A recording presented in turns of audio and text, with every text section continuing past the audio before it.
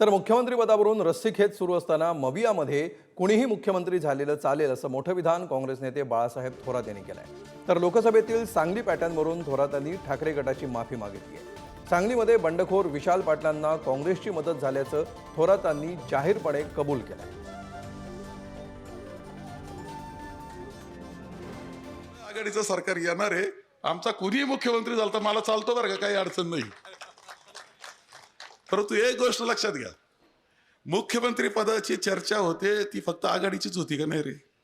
युतीची झाली का? त्यांनी विरोधी पक्ष नेते पदाची चर्चा करावी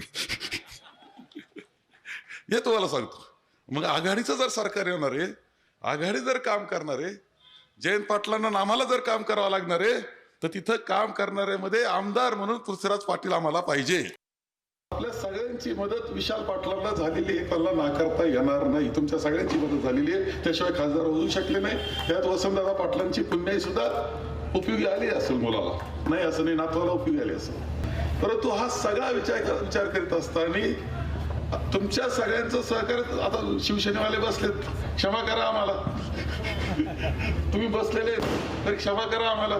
सगळ्यांच्या मदतीनं विशाल पाटील तिथे गेले हे खरं नाकारता येणार नाही, कारण ते तुमच्या सगळ्यांचे आशीर्वाद होते।